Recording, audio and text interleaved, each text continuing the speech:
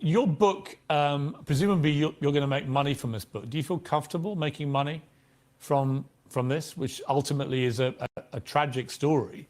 Your book, presumably you're going to make money from this book. Do you feel comfortable making money from this, which ultimately is a tragic story?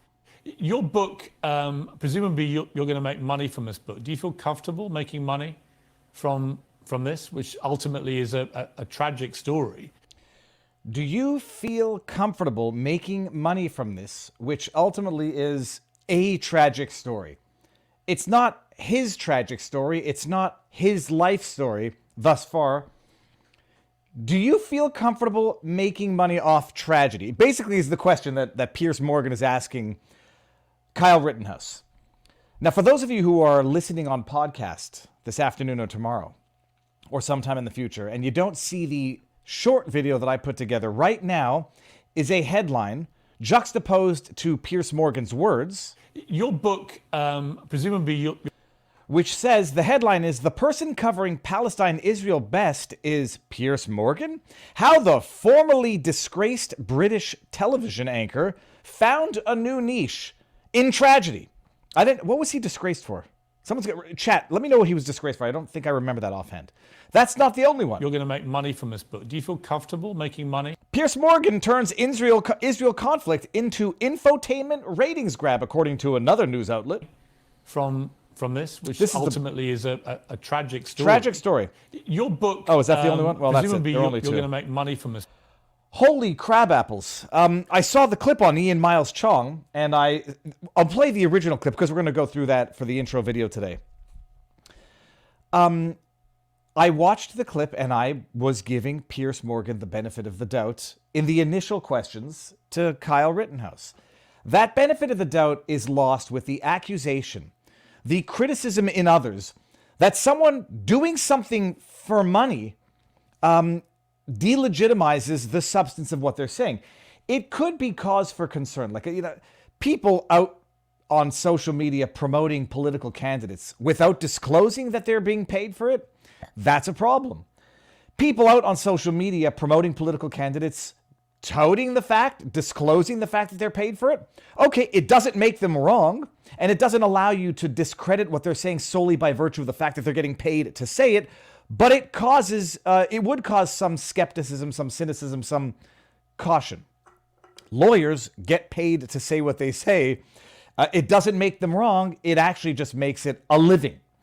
The idea that Kyle Rittenhouse somehow, let's even say that he's cynically monetizing his life story because it happens to be tragic, can't do it? Oh, because he happened to maybe, if we want to victim blame a little bit, he happened to have put himself in a position where he would have been killed, period.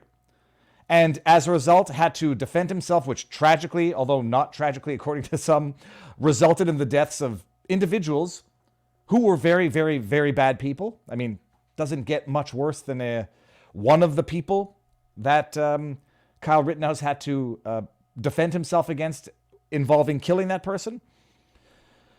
Do you feel guilty? Piers Morgan, the man whose living, his literal living as a journalist, is exploiting tragedy, faulting Kyle Rittenhouse for writing a book documenting his own life, as though Kyle Rittenhouse is getting rich doing this. The latest articles in the paper were that Kyle Rittenhouse is broke and the left rejoices. Oh, he's been bankrupted by Lawfare because the father of one of the deceased individuals who was attacking Kyle Rittenhouse to the point where he had to use deadly force to save his own life is now suing for wrongful death. And the lefty commies, or the, I don't know, just call them fascists, who love the idea that it's a different burden of proof civilly, so Kyle might yet be bankrupted and destroyed civilly, even though he successfully defended against the destruction criminally. Yeah. But the full clip shared by Ian Miles Chong, let me just get to it here, because it's in the backdrop, where Ian, some people might not like his style on Twitter, and I don't really care. It doesn't matter. You might not like it, but he might post stuff that's worthy of watching in the first place. He starts by saying, Piers Morgan, let me just put on pause here, asks Kyle Rittenhouse how he feels about what he did. Incredibly disrespectful. All right, so I'm leading it with the persuasion that what I'm about to hear is incredibly disrespectful, and I gave Piers Morgan the benefit of the doubt on the first question because I thought maybe, just maybe, Piers was actually doing it as a legitimate, sincere human question. Kyle, how does it feel to have gone through the horror that you went through on a personal level? Here, let's watch this. Human level. You're very young even now. What are you, 20 years old now? Yes, I am. Yes, sir. And you've killed 2 human beings and wounded a third. I just wonder how that feels. At first glance, that's a fair question. I mean, what does it feel like? It's the question that everybody has when they, not everybody asks it when you're talking to a military veteran, someone who survived war, someone who was out in Afghanistan, who actually had to take another human life. It can't feel good. It doesn't feel good unless, you've shut off that part of your brain or that part of the brain didn't develop. It can't feel good. It's a legitimate question. So right now I'm thinking maybe Ian is being unfair with Piers. But lo and behold, no, he wasn't being unfair with Piers. Piers is being unfair with his invited guest.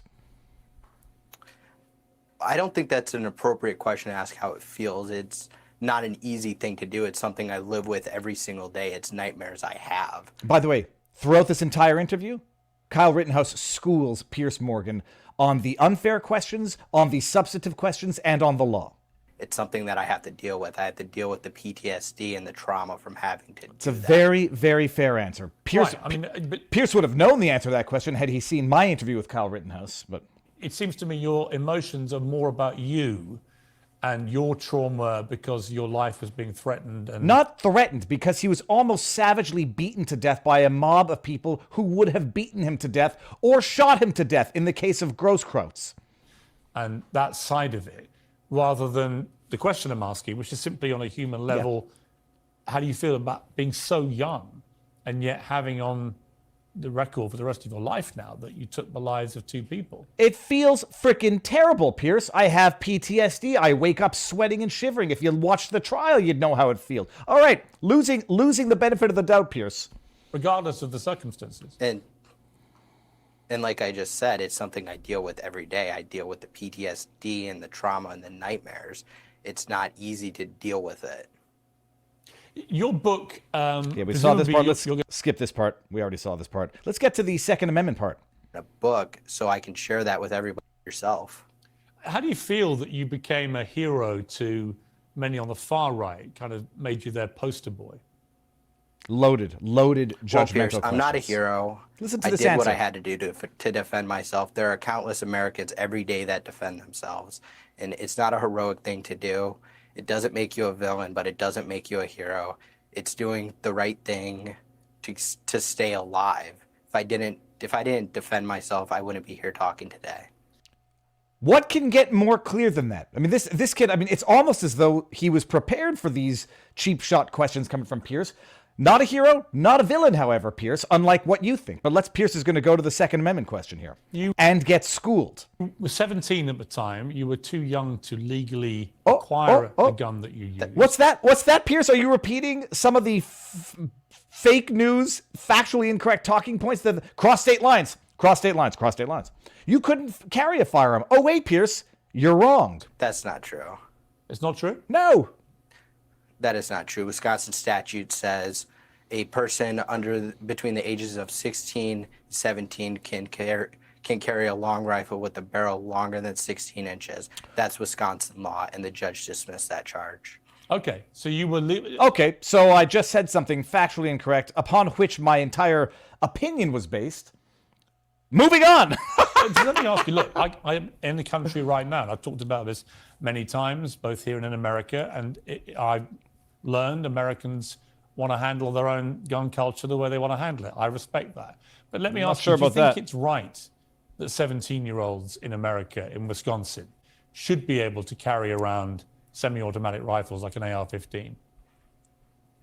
Our founding fathers were very intentional when they wrote the Constitution. They didn't put an age limit on how old you have to be to exercise the Second Amendment. I'm sure Piers is going to go ahead and continue to respect Kyle Rittenhouse's opinion and American gun rights advocacy, gun rights law, gun rights culture. Piers, why are you here? Just asking the obvious questions. The people who say they're going to leave and then don't, and the people who come here to criticize substantively the very core tenets of what made this a country to which they came. A country that doesn't necessarily have the problems that we're seeing elsewhere. It might have certain problems, different problems, but you came here for a reason. And if you came here to import some of the policy that you fled, that's where things become problematic. Respect, say you respect it all you want. Actions speak louder than words, and sometimes words contradict other words. So, all right, that was it. That was Kyle Rittenhouse. He's written a book. It's called Acquitted. I'm not selling it. I'm not profiting off it, although maybe I'll send around an Amazon affiliate link. Heaven forbid people should survive, make money off their hard work. Heaven forbid. Hey, Pierce. No, Kyle Rittenhouse can't write a book on his own personal tragedy because it's a story of tragedy, but Pierce Morgan can go ahead and milk the death and destruction of thousands of people, lands in the Middle East. He can do that gleefully for money. Lots of it because he's special. Oh, what time is it? Good afternoon, everybody. I can't figure out the time that's best to go live anymore. It has to fit with my parenting schedule, but like there's no good time to go live. I know it's good to have a schedule, and I can't make a schedule because I'm stubborn and I like being free. I like being a wild dog that doesn't have the marks of a collar around his neck. All that to say, welcome to the show. Good afternoon, everybody. Good morning, West Coast, and good evening, Europe, and top of the morning to you, Aussie land. We've got one heck of a show today. For those of you who don't know me, I'm Viva Fry, Montreal litigator turned Florida rumbler.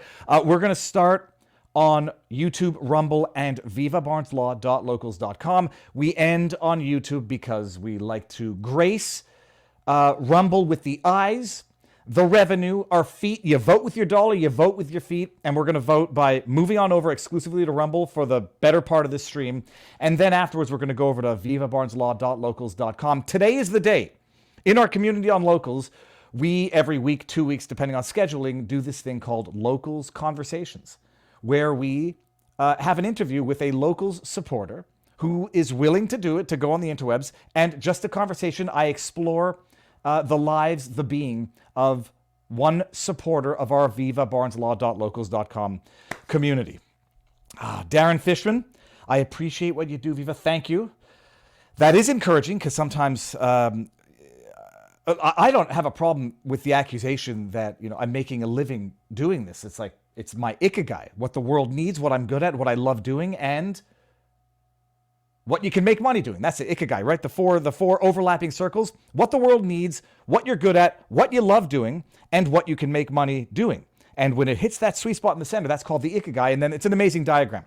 But sometimes, man, it's a tough world just to be immersed in because you are immersed in tragedy, conflict, politicization. What you feel like you're at the epicenter of the downfall of Western civilization, if not the world as a whole.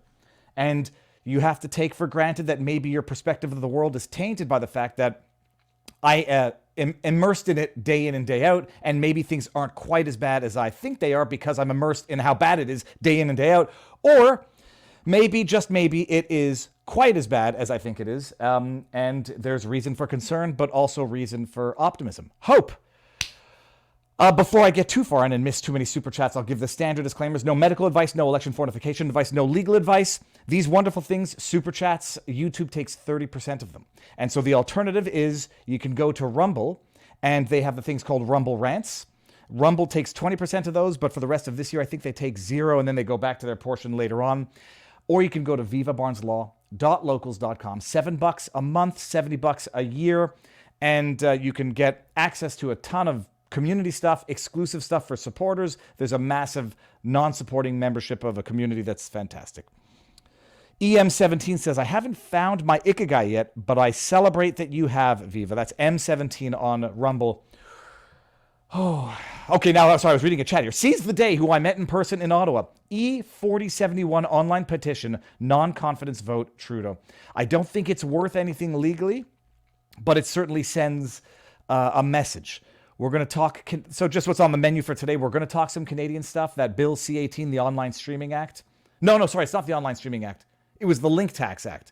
One of the recently passed pieces of legislation, the intention of which is to suppress the internet, govern the internet, and surreptitiously fund Canadian legacy media. There's been news on that. Apparently, the government has struck a deal with Google. $100 million that they're going to give to authorized news outlets as part of the link tax sharing system so that Google knows how much they have to subsidize approved Canadian media. We'll get there. Also on the menu, we're going to talk about Elon Musk. Go F yourself. Can I say it? If Elon Musk can swear, then I can swear too. I'm joking. We're going to talk about that. We're going to talk about what it means. We're going to talk about the idiocy behind the idea that some companies would say, I don't want to pay for advertising on a platform that has bad stuff. Oh yeah. Like Cadillac didn't pay for product placement when they have villains driving their cars around in the Matrix.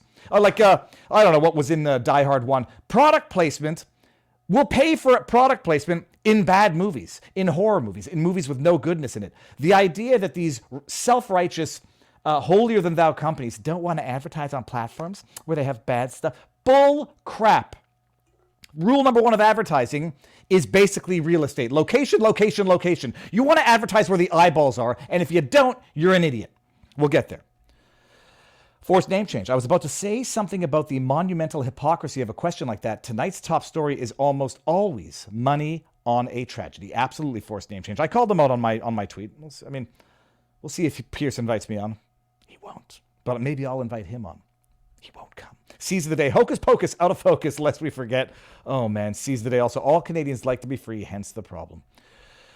So we're talking about, we're going to talk about that. We're going to talk about this freaking guy who just wrote the article, a hit piece on a 7-year-old.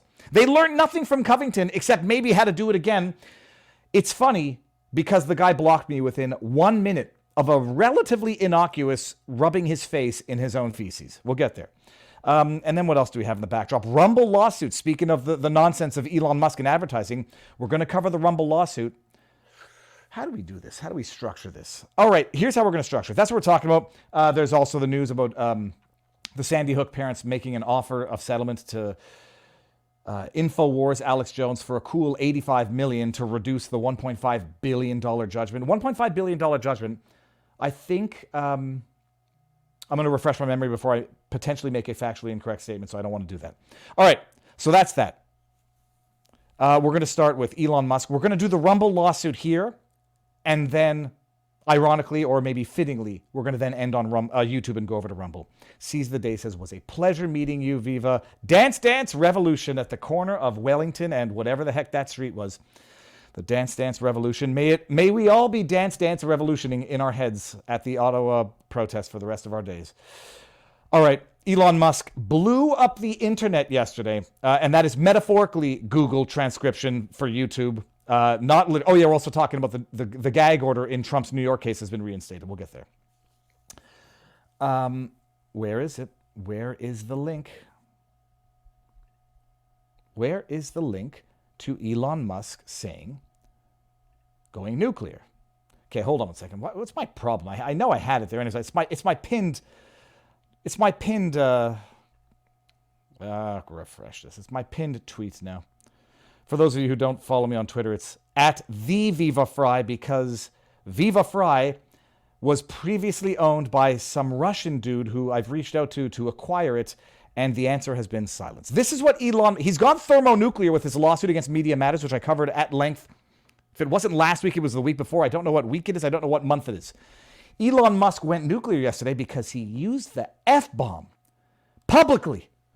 Won't someone please think of the children? I hope they stop.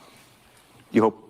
This is in the response to the question of, you went on something of an apology tour last week, Elon Musk, after the fake news media accused you of anti-Semitism for saying you speak the actual truth to a Twitter post talking about how Western, Jews in America, or the person said, I have no sympathy any longer for Jews in the West who are now complaining about the outcome of their policies of open borders. And lo and behold, you let in a ton of people who don't like you. So no more sympathy. Whether or not it's entirely accurate, a broad statement about all Jews or Jewish organizations, you can debate it because there's no ideological monolith among the Jewish community. Elon Musk wrote, you speak actual truth, and had to clarify he was talking about the ADL and other Jewish organizations that support policies that now might be leading to certain social problems at the very least in Europe, if not in America as well. So the question was, you went on an apology tour. It seems like you were trying to minimize the damage for Apple, IBM pulling their ads, Oracle, whatever the heck they sell. What do you have to say about that? I hope they stop. I hope they stop. You hope. Don't advertise. You don't want them to advertise? No. What do you mean? If somebody's going to try to blackmail me with advertising, blackmail me with money, go fuck yourself. Preach it. Testify. But go fuck yourself. Is that clear? And hold on one second. If I'm not mistaken, I believe... Oh, yeah, he did it. He did it. He did the ADL white power symbol as he said it. Ooh, Elon, you're going to be in trouble now. You went on an apology tour, had to prove that you're not anti-Semitic, and now you're using the white power hand gesture. Hashtag it was a 4chan joke that the ADL picked up on and believed and ran with, and now they have to justify their own stupidity or legitimize their own stupidity and make it into a hate symbol. Oh, he did it. He did it. Fuck yourself. Is that clear? I hope it is. It's clear. Hey, Bob, if you're in the audience. Which Bob is he referring to? Is he referring to Bob Iger? Which Bob is he referring to? Tell me in the chat, because I forgot to look that up. Well, let me ask you then. That's how I feel. Don't advertise.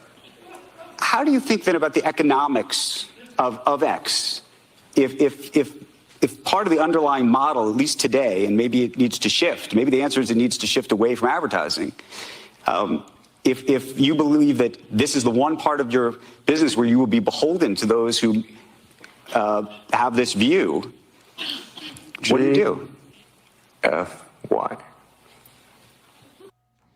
And fantastic. What does I'll say the left, even though, what does the fake news media do? After someone comes out and drops a thermonuclear bomb, metaphorically speaking, YouTube, on the idea that advertisers are going to dictate content, go F yourself. What does the media have to do before I get into my rant, which is gonna last? What does the media have to do? They've got to say he's crazy. They got to say something's wrong with him. It's like clockwork. Ben Collins, actual propagandist, actually watching this all the way through, and it's kind of disturbing. Something is clearly going on with this guy. Maybe try owning a $44 billion company fighting the world. And not just one. Try owning Tesla. Try owning X. Try owning, what was the one? The Boring Company. Try owning... Conceive of what must be going on every day of the week, every second of the day with Elon Musk. You probably can't, Ben Collins. I mean, most of us struggle with our relatively straightforward, simple lives. We don't own multi-billion-dollar space exploration, free speech platforms. Yeah, just imagine. But something's wrong with him. Something's wrong with him. So don't listen to what he says, because something's wrong with him. That's Ben Collins. What does John Harwood say? John Harwood has turned into the... I guess he was always this way. Something's badly wrong with him. It's amazing. The talking point is in propagandists. You can't address the substance of what he says, so go after the person. Something's wrong with him. Make fun of his face. Make fun of the way he looks. Accuse him of mental illness. That's what you guys tend to do, right? Accuse others of what you are doing so as to create confusion. Yeah, Elon Musk, something's very wrong with him. He's mentally ill. Joe Biden, the dude exercised for an hour and a half this morning. So that's the attack line now, and just notice it, because you're going to see it everywhere. But let's get to the substance of what Elon Musk has said and what needs to be said, and what, it's always easy just to say what the answer could have been in response to the other part of the question, where the guy asking him the question says, well, it's kind of built into your model. Do you need to adjust? Do you know what's going to happen and who's going to adjust? The companies that want to advertise and sell their products are going to adjust, presumably. If they realize they cannot win this war of basically pressure campaigns, censorship to control the narrative, they're going to buckle and they're going to advertise. Because you don't sell products. Well, I mean, some products sell themselves. But it's not the company that's going to cater to the advertisers. At some point in time, IBM is going to say, holy crap, you know what? We're getting really good rates to advertise on Threads, but nobody's there. And the people with the purchasing power are not on Threads, and they're not looking at our stupid ads that we're running on Threads. So, yeah, at some point in time, something's going to give, and usually it's going to be the bottom line. But it's an amazing thing. The idea that who was it that was replying to my tweet on that subject? Let me just see who it was. It was another guy that I've gotten into tiffs with. Luke Zaleski. Let me bring this one up because it's an amazing thing how people, deliberately misunderstand or deliberately misconstrue to muddy the waters. Zaleski says, Luke Zaleski, I know I've seen him before, legal affairs editor, Condé Nast, longtime former research director, GQ magazine. There you go. Head of fact checking. Oh, kind of looks like the guy from Jackass. What's his name? Oh my goodness, how can I not remember his name? Well, he looks like the guy from Jackass, so I'm inclined to like him. But what he says is utterly stupid. It's neither blackmail nor censorship. It's free market capitalism. And Elon is grandstanding because it will drum up traffic and support from state news goobers on here who credulously parrot his talking points for him and benefit financially from his ad revenue share program. You're right, by the way. First of all, it's not blackmail in the criminal law sense. Yes, we all agree with that. It's not censorship in the constitutional sense. Yes, we all agree with that as well. These boycott campaigns, they are not censorship. They might be blackmail depending on whether or not they're using an unlawful purpose to obtain results and coerce behavior. Nobody's arguing that it's blackmail in the legal sense or censorship in the constitutional sense, but it is metaphorically, figuratively speaking, blackmail and censorship. The idea that we will take our money and say, you want this? You want this money? Do as I say. Well, that's metaphorically speaking, broadly speaking, a form of blackmail as people colloquially understand it. It's not censorship. Do as I say or I pull my dollar. It's not censorship in the sense that Congress is not passing a law abridging free speech, but it is obviously coercion to censor. And the only question is whether or not it works. But yes, free market capitalism, Luke. And you know what's going to happen? If these companies want value for their advertising, they're going to put it where the eyeballs are, and they're going to put it with the people with purchasing power are. And just as much as Cadillac runs ads in crappy movies that promote violence, drugs, and all sorts of immoral behavior, they might just decide, yeah, it's worth it to run an ad on Twitter, even if what the tweet says is offensive to us, as if anybody anywhere thinks that there's any association between an ad on a platform and the content above, below, beside which it's posted. Oh, so that's that. Godspeed, Elon. On that subject as well, we're going to get to the Rumble lawsuit. Now, if you're part of our vivabarneslaw.locals.com community, you would have seen it yesterday. They posted a tweet, and said, hot off the press, we've launched a lawsuit. And then I reached out to press at Rumble, and I said, hey, dudes, give me a copy of the lawsuit. And they know me at Rumble. They sent it to me within 2 minutes, and I read through it, and it's good. We're going to go through it very briefly. It's, what was it? It was relatively long. How many pages? I can't see. How do I see how many pages this is? 46 pages if we're going by the document. It's relatively long, but we only need to... I took my notes here. Took my notes on the instructions for that new clock I got in the back. It's good. It's straightforward. I can anticipate what defenses are going to be. I can play devil's advocate, sometimes literally, sometimes figuratively. The interesting thing to note is that this is a lawsuit for defamation and the ensuing damages. It was filed in the District Court for the Middle District of Florida. I'm not sure which judge they got, but see if I can Google that real quick. So filed in Florida, not Texas. In Texas, where Elon filed his Media Matters lawsuit, he filed it under the disparagement provision, which is sort of like defamation for corporations. In Florida, I'm a Quebec attorney. I never did criminal law, never practiced in the States. I just try to get answers to my own questions. They filed in Florida, good district, presumably. At the very least, if not necessarily from the judge, more so from the jury that you're going to get, demand for jury trial. They filed in Florida, and they're filing for defamation, which is sort of a simpler lawsuit than tortious interference. Although tortious interference can be based on defamation because you have to have an underlying tort to interfere with business contracts or business expectations to have tortious interference. You can't have tortious interference if the underlying act is not itself a tort. Here they're just suing for defamation and the damages that it caused to share value. And damage it did cause, the question is going to be correlation. When the stock took a hit, as this disinformation campaign was being waged by Nandini Jami, Claire Atkin, and John Doe's 1 through 10, the tanking in the stock price, was it random? Was it related to something else? Or was it, in fact, the causal result of the disinformation lies, malicious lies, and malicious campaign being waged by these two individuals and others? Okay, so what was it? Let's just go here. Well, we'll read the intro and then we're going to go to some of the substance. Nandini Jammy, Claire Atkin, co-founders of Check My Ads together with Media Matters for America, purport to be digital advertising crusaders dedicated to fighting the, quote, global disinformation epidemic. Irony. Yet for years they have engaged in their own hypocritical disinformation campaign to censor, silence, and cancel speech by spreading false, materially misleading, defamatory statements and engaging in tortious conduct to convince advertisers to withdraw ad spends from platforms like Rumble that host content creators who espouse views contrary to the defendants. Remember, everybody, I'll just bring this up for a second. Elon Musk's lawsuit against Media Matters is tortious interference based on the underlying tort of defamation, disparagement. And they say Media Matters ran this article that made it seem like it's common on the platform to see ads run against offensive content. Media Matters didn't disclose that in order to obtain those results, they had to game the actual mechanisms in place to ensure against it.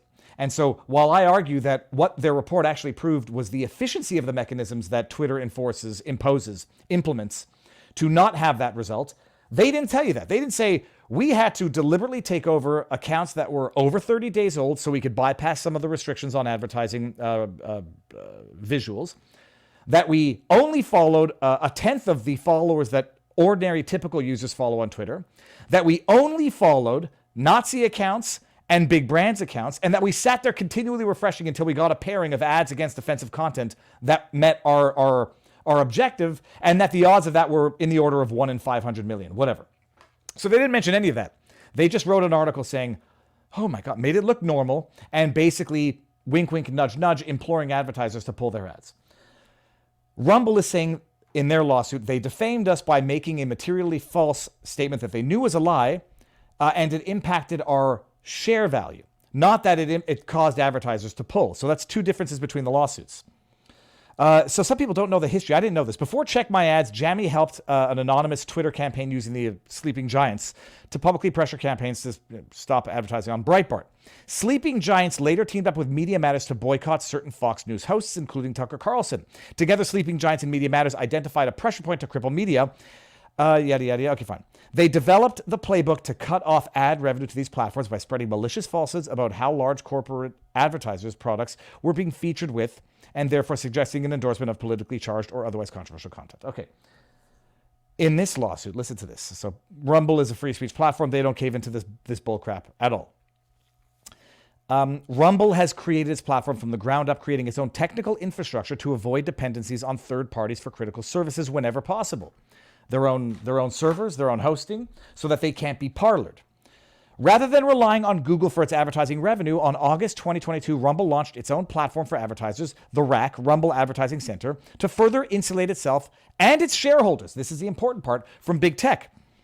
They've been vocal about weaning themselves off of the revenue they generated from Google ads. They've been vocal about it. And I should probably read this section. Rumble has been outspoken in its press releases, yada, yada, about its commitment to free speech, its mission to protect a free and open market, and its development of its own technical infrastructure and ad platform. Investors have taken note. On 2023, its market cap was $1.4 billion. Listen to this. This is the best. I mean, when you're gonna be a malicious defamer, always tweet it out and leave the evidence there for an eternity. Defendants hate Rumble's content-neutral philosophy, yada, yada. Rather than entrusting consumers to make their own choices about what to watch, defendants believe consumers should not only be allowed to have access. Defendants loathe Rumble, and here's the evidence. At Nandoodles, Nandini Jamni says, no, we're done with Fox News. Now we're doing Rumble now. Oh. This is where our campaign is going to be targeted. Our disinformation lie campaign to materially prejudice Rumble. Last weekend, Dan Bongino began waging an unhinged harassment campaign against me and Kath Akin. Hashtag confession through projection. This week, Rumble lost its first major ad exchange, Stack Adapt. With that said, it's just the beginning. When I said it's just the beginning, I meant it. But wait, there's more. It happened last week. Guess I was too busy demonetizing Rumble to notice. Come on, Danbo. I think that's Dan Bongino. Tell the class how much ad revenue Rumble lost in the last 2 weeks. We know what's up. Okay, so we're going to skip ahead. But bottom line, what Nandoodles, what's her name? Nandini Jami and others are trying to do here, they lie, allegedly, about how much ad revenue Rumble generates via Google. And they overstate it, apparently knowing that it's false and overstated because, Rumble corrected them, to say 90% of Rumble's revenue comes from Google, and if Google pulls, Rumble's screwed. What do you think that's going to do to shareholder value? They're not saying, they're not imploring IBM to pull their ads and others from advertising on Google. At least that's on Rumble. That's not the accusation. The accusation is that they're making a materially false statement that will impact Rumble's share value. Now, get to paragraph 47, people. Let's go let's just see what. Okay, no, here. We'll just go down to 47 was the next one. Of material interest, just so you don't have to go through all of this, but it's a fun read. If you go to vivabarneslaw.locals.com, you'll get it. Listen to this. Okay, 47. Why did I scroll up here? On September 26, Atkin posted that, quote, Rumble, the most toxic place on the internet. Holy crap, this woman, go to Reddit. You want to see toxic. Holy sweet merciful goodness. Quote, Rumble, the most toxic place on the internet, is 90% funded by @Google Ads. This post also tagged Jamie, an action that would lead to her receiving an alert to her account on X. 90%. Upon information and belief, Jamie, Atkin, and Jane Doe's made the same claim in an article published by Check My Ads on October 24, 2023. 90% of their revenue from Google Ads. That makes them a very fragile company. Would I want to invest in a company that, if Google says piss off, is dead? No. Would I sell my stock? Yeah. Would that have a sell-off effect on Rumble market cap, shareholder value? Yes. Is it false? Yes. Is it made with actual malice? I refer you to the previous tweets from Nandoodles. 51. Defendants' claims that Rumble is 90% monetized by and is economically dependent upon Google Ads are false and defamatory. Here we're going to have one of those cases where it's going to be defamatory per quad, not defamatory per se. Like accusing someone of a horrendous crime is defamatory on its face. No further context is required. Making a statement that it's funded 90% by Google Ads, it's going to require some context to understand why it's defamatory. I think Rumble has fleshed it out in the lawsuit. At the time of defendants' claims in August through October 2023, Rumble's ad revenue generated from Google AdSense was minuscule. In October 2023, it was less than 1% of the company's total revenue. What does that mean? It means that Google could try to screw Rumble and not achieve in that screwery. Is that a word? Well, I'm going to make it in a word if it isn't. Defendants' false claims about Rumble's ad revenue imply, as defendants intended, that Rumble is susceptible to a material financial risk, i.e. the risk that Google may decide to pull nearly all of Rumble's ads revenue that simply does not exist. As Rumble's public securities filings show, since 2021, the percentage of ad revenue had fallen dramatically. Here, listen to this. So 2021, revenue was about 86% of Rumble's total revenue. She's going to say, oh, well, I'm sorry. I thought it was the same in October. Oh, no, you can't say that anymore, Nandoodles and Atkin, because you were told it wasn't the case.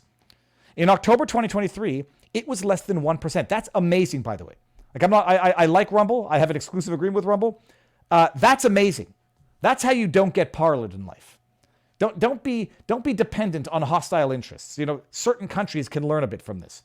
Don't have your Medicare system or your weaponry production system, line of chain of whatever they call it, production line, controlled by China, India, countries that are or may become hostile, and say, oh, you want some of that insulin? You want some of that sweet, sweet minerals for your electric batteries that are now, that you're gone totally dependent on? Well, tough crap.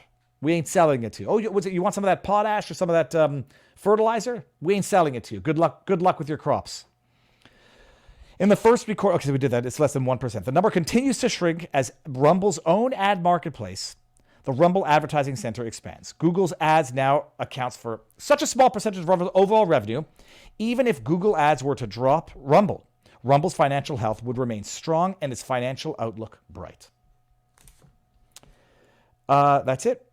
That's basically the essence of what we need to understand from this lawsuit. They publish their statements, their false and arguably defamatory statements with actual malice. Yeah. Oh yeah, I'm sorry. I was too busy trying to ruin your business to pay attention. Oh, I didn't have the thing up the entire time. Well, this was paragraph, just so you know that I'm not misreading or misquoting. Paragraph 51, 90%. They make the allegation 90%. In reality, October 23, less than 1%. Yeah, and then they go on to, we're at exactly 666 viewers on YouTube. So that's it. Ironic, fitting. They allege the actual malice. I think Nandoodles and Atkin have left no doubt as to their actual malice. Best argument, I guess, is going to be, we thought it was true. It was true in 2021, so materially true.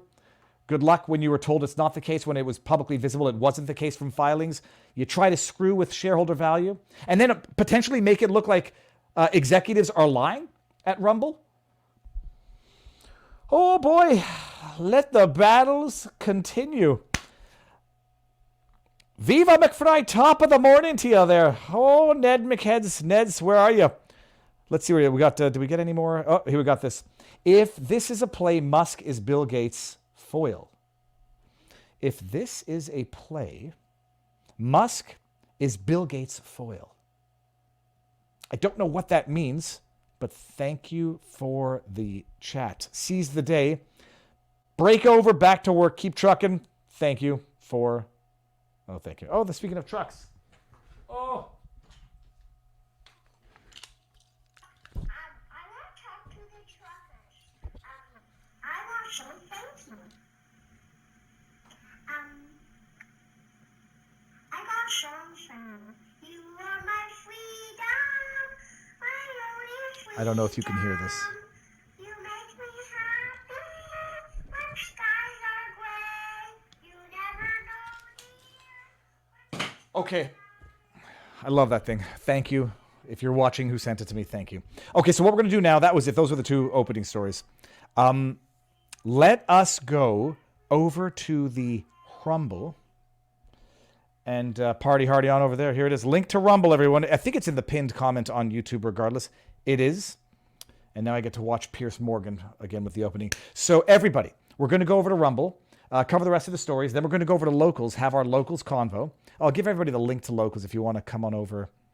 Well, this was the link to the lawsuit. For those who have been in our community, you would have seen it as of yesterday and gotten the insights of our above average community. And this is the link to Locals if you want to come now. Let's do it. Let's see that number go down one more time. As people migrate over, we're going to talk about, what else? What are we going to talk about? Oh, that guy who wrote the article defaming a flipping kid. Accusing what turns out to be a part Native American child of blackface. I mean, it's like the carpenter looking around, everything is... To the carpenter, everything's a nail sticking up. Or to the hammer, everything is a nail sticking up. To a race-baiting racist, everyone is a racist. Okay. All right. So now we're going to end it on YouTube. Head over to Rumble. You got all the links you need. YouTubers, if you're not coming over, you're making a mistake. See you on Rumble. 3, 2, 1. Booyah! Oh, okay. I've been trying to seek the advice of our Locals community as to how to fix a pain in my sciatic. And I don't know if it's as the result of me starting a routine of jogging in the morning and not the afternoon. Kind of coincided with that. Might coincide with just sitting on my ass for too long every day and not having a particularly good chair. Might be getting old. I made the joke. It might be the weight of the world's crushing me. The weight of the world on my shoulders crushing me. Let's see if we're good here on Rumble. Are we good on Rumble? And if anyone missed the stream yesterday with Jacob Angeli, it was one heck of a stream. We've got a Rumble rant as people move on over. Ugh. Hold on. Or you can go to vivabarneslaw.locals.com. Do I ever have a resting pause face that's good? Okay, screwery, says Kitty724. Sort of like strategery. It's sort of like chicanery. Okay, so that's it. That's what's going on in the world. Rumble, Elon, go F yourselves. It's still too early in the day for swearing. It's not. It's never too early for swearing. Okay, what do we move on to now? Let's move on. Let's move on to the guy defaming a kid. It's so outrageous. This was the article. This was the tweet that appeared. I did not know the author was black. When I don't think this way. I didn't. It's never my first response is, oh shit, here's a wildly offensive accusation on a child of being racist. It doesn't occur to me to think like this. That is either an attribute or a flaw, depending on who you ask. Deadspin. All that I saw is Deadspin. I was like, oh, well, that's an outlet that deserves to go bankrupt. Oddly enough, and ironically enough, who was it? Was it Deadspin? Gawker used to own Deadspin. Gawker played in somewhere in the history of Deadspin. And I said it's ironic because may it go the way of Gawker. Deadspin tweets, the NFL needs to speak out against the Kansas City Chiefs fan in blackface, native headdress. The NFL needs to speak out against the Kansas City Chiefs fan in blackface, native headdress. Did you not see the picture and notice that this fan that you want the NFL to speak out against is 8 years old, 7 years old? I don't know, maybe he's 10 years. I don't know. Did you not notice he's a freaking kid? You animals. Did you not notice that he was a kid? What this is, by the way, this is a dog whistle. This is a call to action against a flipping child. Now let's go to the article. How do we go to the article? Okay, hold on. I'm going to close this window and we're going to go to the article. Shay, boss. Here's the article. Ooh, $2,000 checks clashed. Okay. The NFL needs to speak out against the Kansas City Chiefs native headdress. Update. I want to see what the update is. By Karen J. Phillips. My goodness, he's redefined Karen. Oh, okay. Come on. Has anyone made that joke yet? He's now the male version of a Karen is Karen, but it's Carron. Yes. It'll trend. It'll happen. Update. I want to see what the update is. Santa Ynez Band of Chumash Indians condemns wearing regalia as part of controversy. This is what scumbags do to cover up their initial scumbaggery. We've made up 3 words today. Well, I was wrong about the blackface, Ted. Or Ted, I should say Alex. Sorry, I was wrong about the blackface, but let me find something else that I can find fault in this kid. Oh, who happens to be from that Native American tribe. Who just happens to be. Let me find something else so I can say, well, I was wrong on the blackface accusation, but some people say he shouldn't wear the regalia. Piss off, Karen. Oh my goodness. Update. Let me see here. Per Front Office Sports, the Santa Ynez Band. Oh, the update is with... This is amazing. The Santa Ynez Band of Chumash Indians, with whom the fan and his family are affiliated with, or whom they are affiliated with. Affiliated, oh, I'm sorry, you mean he's part of that tribe? Oh, they've released a statement condemning the, quote, wearing regalia as part of the costume or participating in any other type of cultural appropriation. Here's the full statement. Oh, they lie in the update. This scumbag of a journalist, this hit piece targeting of children lies in the update. Because, the word condemn is not a factual statement. It's a matter of judgment. Was it a condemnation? Was it a clarification? Was it just an open statement? They condemn the wearing of regalia. Typically a condemnation uses the word condemn. This is the statement. We are aware that a young member of our community attended a Kansas City Chiefs game in a headdress and face paint in his way of supporting his favorite team. Please keep in mind that the decisions made by individuals or families in our community are their own and may not reflect the views of the broader tribal community. As a federally recognized tribe, the Santa Ynez Band of Chumash Indians does not endorse wearing regalia as part of a costume or part of any other type of... I have to swear now.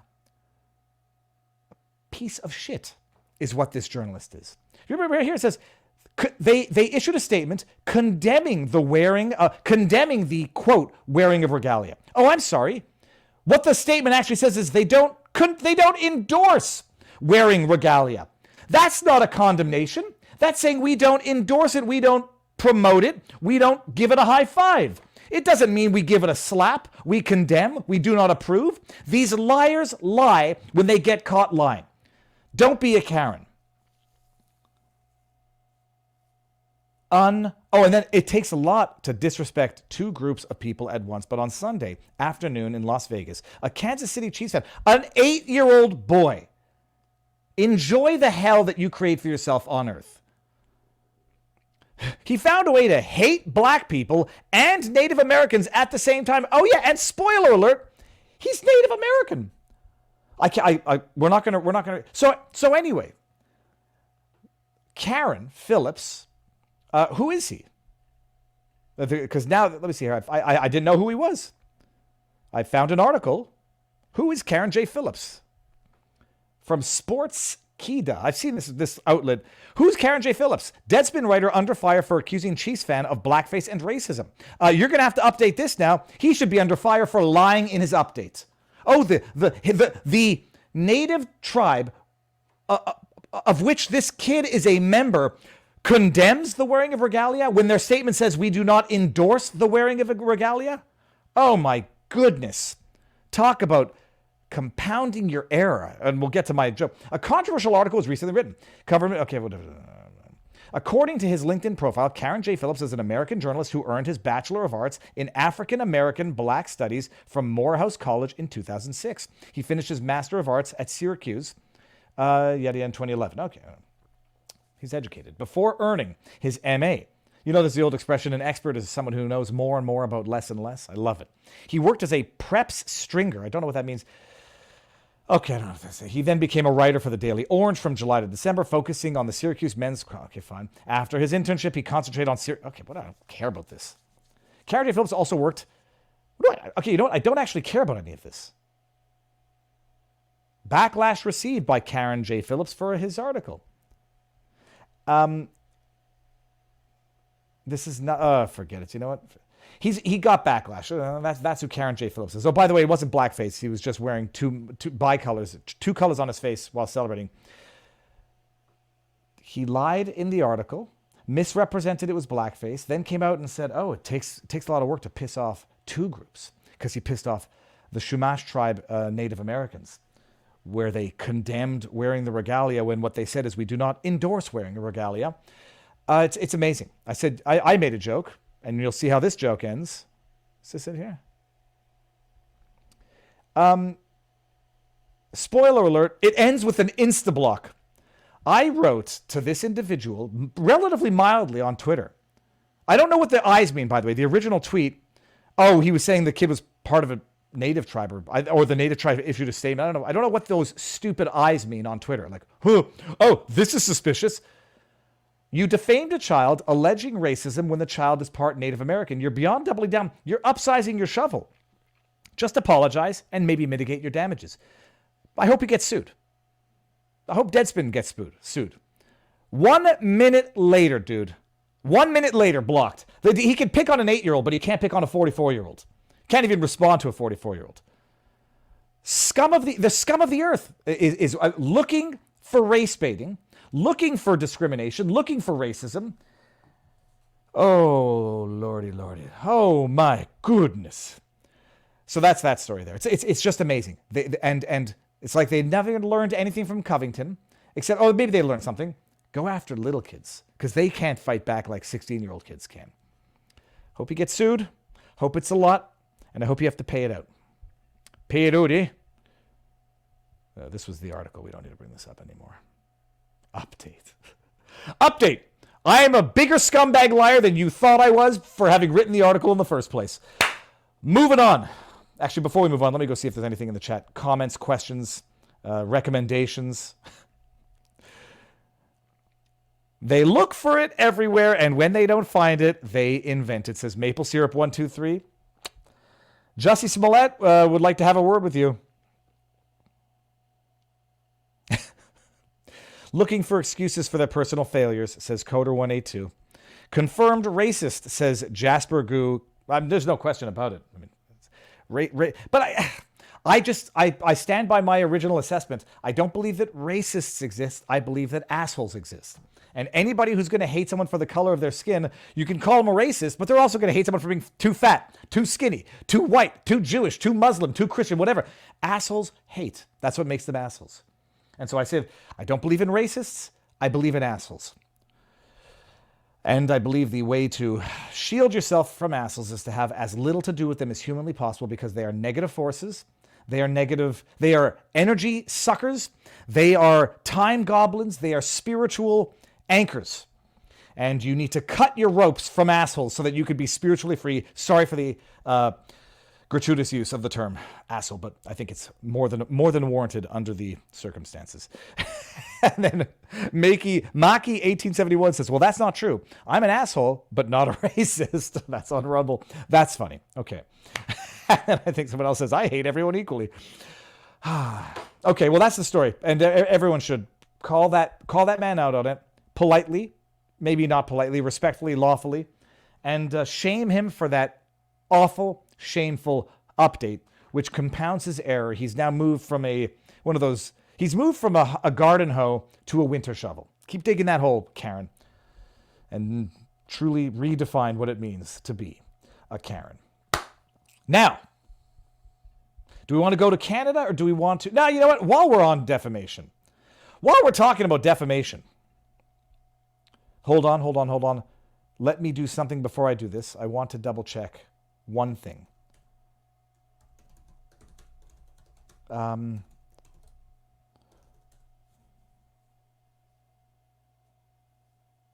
trying to remember. The word was reparations is what I would look for. Reparations.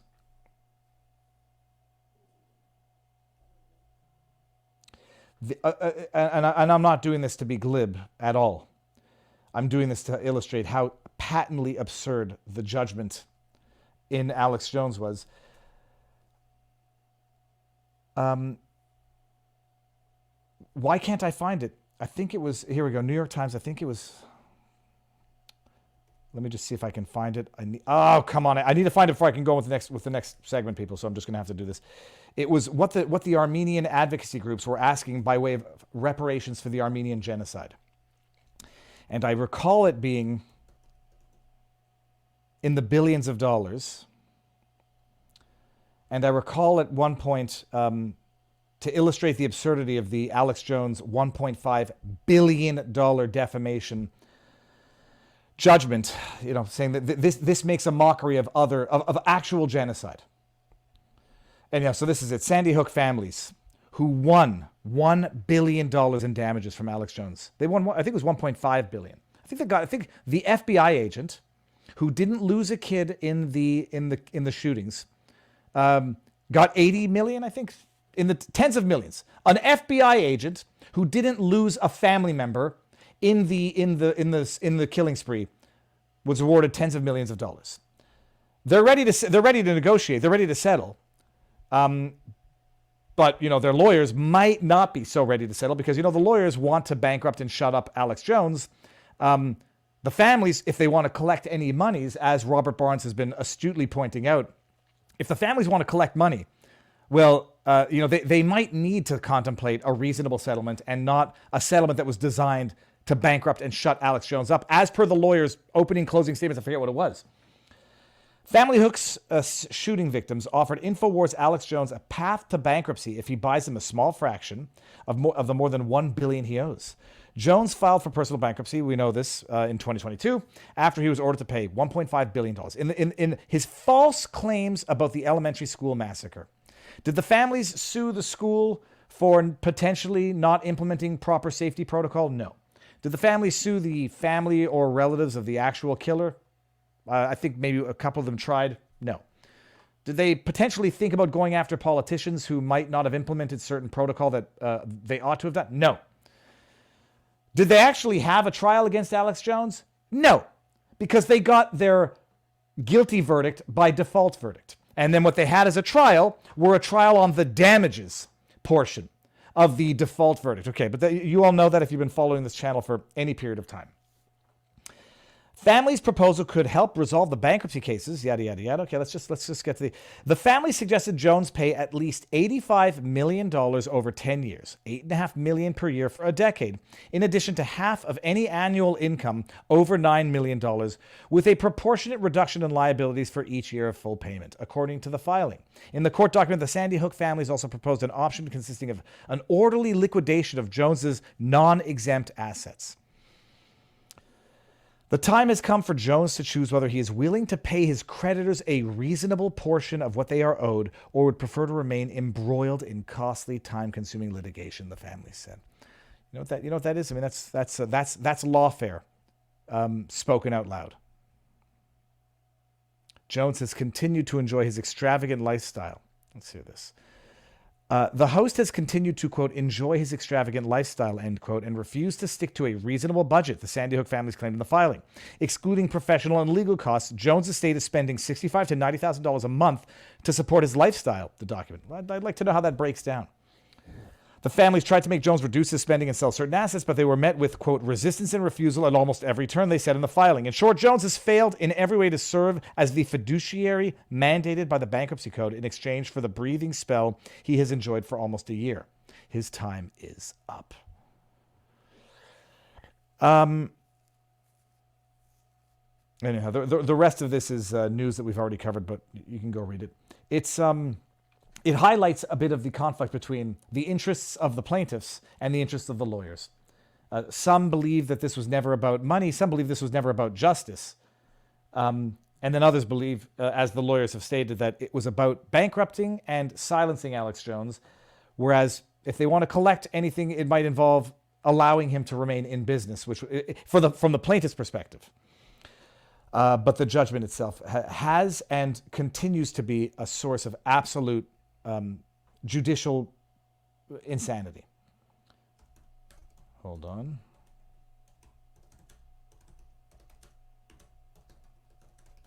Let me see if I cannot pull up the article. Whatever, I can't. Oh. What do we move on to now? So that's the Alex Jones. We're going to move to Canada, I think. We're going from one form of judicial corruption in the States to governmental corruption in Canada. Seamus O'Regan. Shame on Seamus. Okay, I just thought of that right now. Don't make fun of people for their names. All right, Seamus O'Regan. We've seen him before. I don't believe he's blocked me yet. Minister of Parliament for St. John's, that's in Newfoundland. South Mount Pearl, Minister of Labor. Ministre du Travail, Ministre pour les Aînés. Oh, Minister for Seniors as well. All right, he tweeted out earlier today a tweet. It's a massive success for the government. It's a massive success for the Canadian media because now, as I said in my initial analysis, and I feel vindicated and I feel a little smarter than I felt this morning, now the government has managed to get Google to do directly what the government... It's gotten Google to do indirectly what the government could no longer do directly, and that is subsidize, select, preferred, privileged Canadian media. Seamus O'Regan, Member of Parliament, tweets, $100 million a year to support local and national journalism. This is a big deal. This is a great deal. Well done, Pascal Saint-Onge. And Pascal Saint-Onge, c'est qui ça? Elle est le ministre du... quelque chose là. Okay, she's the minister of something. Minister of Heritage, I think, now. So let's go to the article. CTV News. Canadian Pravda. What do they write? Listen to this. No concessions, Saint-Onge says, in $100 million a year news deal with Google. It's a drop in the bucket for Google. It ain't a drop in the bucket for the flailing, government subsidized to the max, select privileged Canadian media.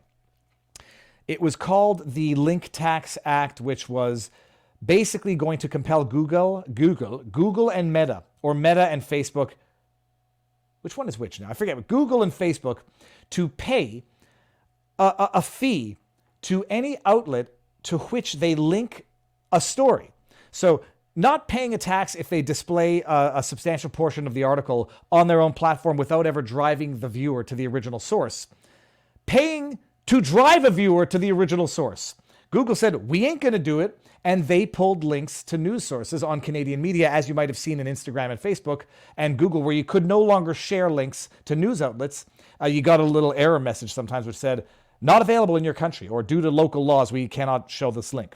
The Canadian government has reached a deal with Google over the Online News Act. That's right, not the Streaming Act. The Online News Act, also known as the Link Tax Act, which will see the tech giant pay $100 million annually.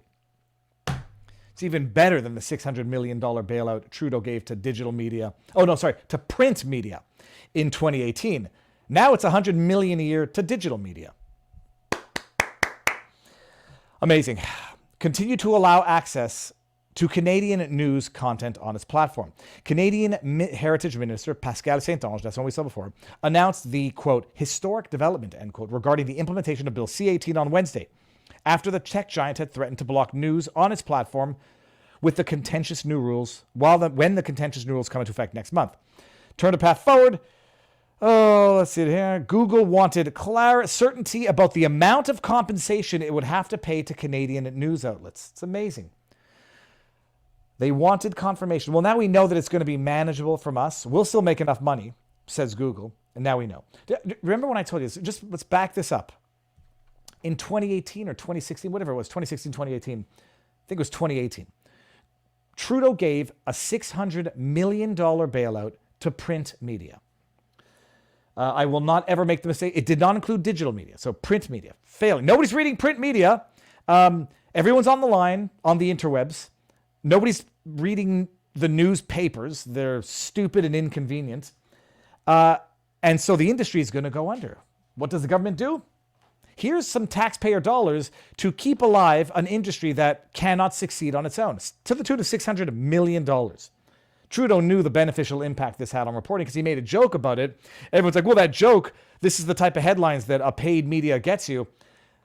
There's truth in jest, because if there's no truth in jest, it just ain't funny. So Trudeau knows exactly what he's buying when he spends $600 million on a bailout for print media.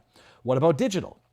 Well, that's where you get into the indirect subsidizing, commercials, COVID ads, government ads, where the government takes your taxpayer dollars and says, well, I can't really give another bailout to digital media, so we'll run ads. We'll run ads for our jab. We'll run ads for COVID. We'll run ads for washing your hands. We'll run ads for, part of our heritage. We'll run ads on flailing digital media. But we won't run ads on media that doesn't speak nicely to us or of us or cover stuff that we don't want them covering. And so they use those digital advertising dollars as indirect blackmail, extortion, coercion. When they can't do that anymore because COVID's over, I mean, there's only so many COVID ads you can run when COVID's over. What do you do now? Well, now we found our system. And this is what I said was the purpose of this act in the first place. It was to indirectly do what the government can no longer directly do. And lo and behold, it's exactly what's happening. Okay, so they now know how much they're going to have to pay. Federal government says this financial support will be indexed to inflation. So it's going to keep going up. Nice. And rolled out to a, quote, wide range of news businesses across the country, including independent news businesses and those from Indigenous language minority communities. Now, I know that I actually missed the most important part here because I highlighted this in a tweet. Are we quoting Madame Saint-Onge? We are. Many doubted that we would be successful, but I was confident that we'd find a way to address Google's concerns and make sure that Canadians have access to news in Canada on their platform, she said, insisting there were, quote, absolutely no concessions made on the government's part. Oh, that's good. That wasn't the most important part. Where is it? Oh, here we go. Sorry. The most important part came after. Google will also be able to work with a single... They're simplifying it for Google. Don't worry. You don't have to deal with every little Italy piddly. You don't have to deal with the Viva Fries, the True North, the Rebel Newses. You don't have to deal with McCullough. You don't have to deal with every individual content creator, news outlet that people might link through to. You'll deal with a collective. Google will also be able to work with a single collective to distribute this money to, quote, all interested, eligible news businesses, based on the number of full-time equivalent journalists they employ. Holy shit. So now it's not the government doing it. They're not doing it through direct bailout. They're not doing it through indirect bribery with COVID ads, government ads. Now they're doing it through legislation. And they go to Google and they say, don't worry, we'll simplify this whole thing for you. Go through a collective and it will go to, and I'm quoting, all interested, eligible news businesses, based on the number of full-time equivalent journalists they employ. It is obvious what's going on here. Saint-Onge said Canada reserves the right to reopen the regulations if better agreements are struck in other countries. Yada, yada, yada. While Trudeau will work through... I don't care about this. Trudeau calls out Meta. Who cares about the rest of this? What were Google's concerns? In advance of this deal, Google had indicated that barring adjustments to the proposed federal regulations underpinning the new rules, the search giant would follow Meta's lead and remove links. Okay, we got that. The tech giants had voiced concern about, quote, serious structural issues with Bill C-18 that regrettably were not dealt with during the legislative process because they jammed it through, took it full advantage of COVID, took full advantage of the fact that the government can do whatever the hell it wants. Thank you, Jagmeet Singh.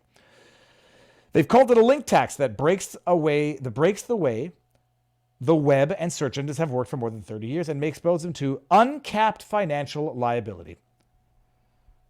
Alongside the deal, Canadian Heritage said Google will continue to make programs such as training and business development tools, carry on its non-profit. Who cares? Okay. That's the news, everybody. So whoop-de-doo. The government, through its legislation, has now found a way to coerce private actors to subsidize eligible news outlets through a collective that they're going to control. There you go. Indirectly doing what they could no longer do directly. And it's going to continue to prop up government propaganda, government pravda, the good media artificially, while the independent media are going to have to continue to succeed on their own merits. This is how corruption works in the legislative sense.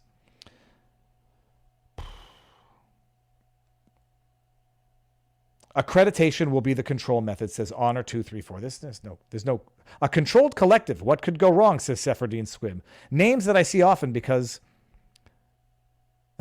they often comment with insightful observations as they have now.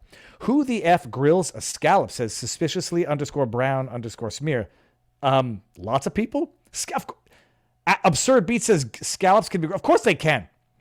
And then Seferdine Squib says, because we love you. Thank you very much, Seferdine. Oh, stop it. You're going to... Oh, okay, so that's it. I feel vindicated. What I said would happen has happened, and that's it. Good luck not getting misinformed in Canada. And for the independent media, you're going to have to continue to rely on your skill, your success, your communities, and creative methods to compete with institutionalized corruption. Bada bing, bada boom. Speaking of institutionalized corruption, Trump is gagged again. It doesn't end. If you were offended by my gratuitous use of the word donkey and holes, well, you get ready for nipples, baby. We're going back to New York nipple judge Engeron. He's been vindicated. He's been vindicated by the New York Court of Appeals. I don't know if it was a full court or a three panel. As you all know, Trump was gagged by nipple judge Engeron.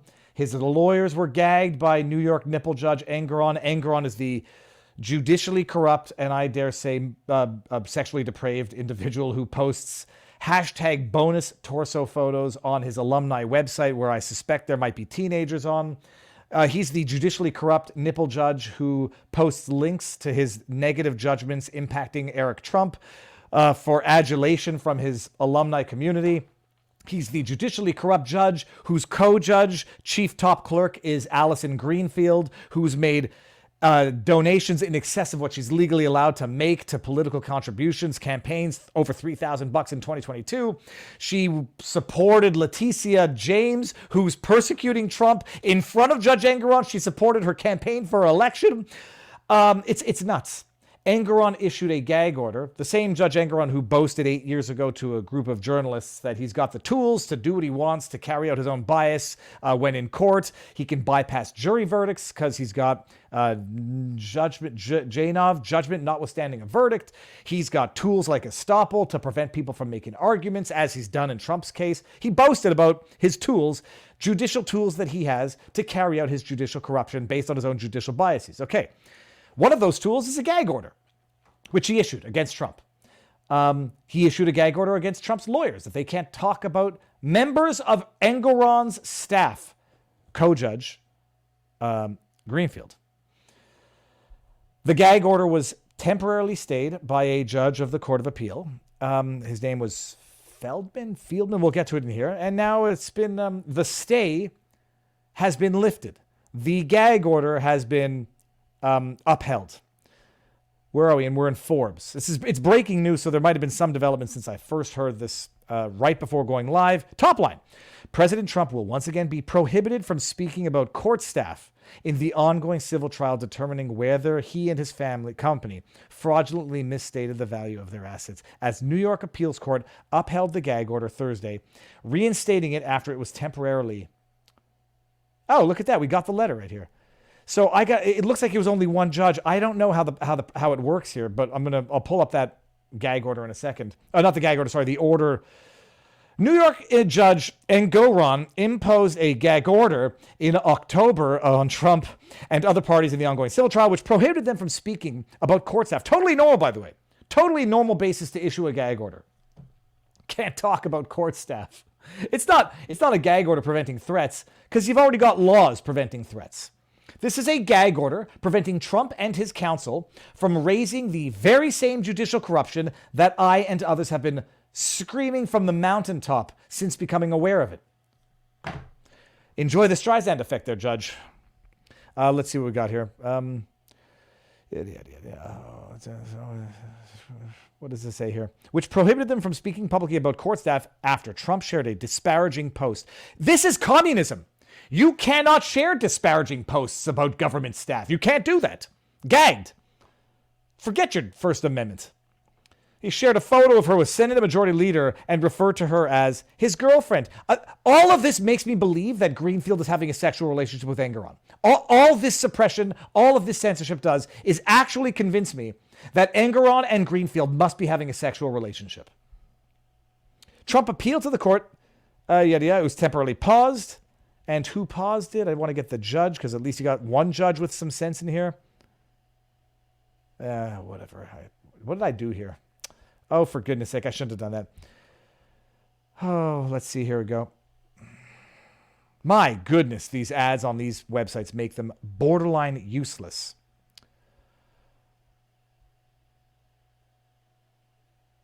Okay.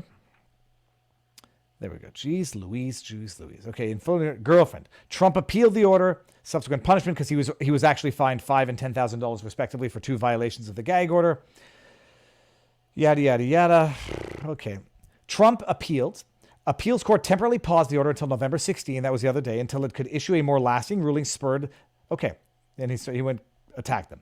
The appeals court ruled Thursday it had denied Trump's motion to throw out the gag order after due deliberation, putting a gag back into effect. The ruling, signed by a court clerk, is she co-friends with Alison Greenfield, does not offer any explanation for the appeals court's decision. That's always good. The court's ruling reinstates the gag order against the parties, as well as a separate order issued in early November that extended restrictions to attorneys in the case.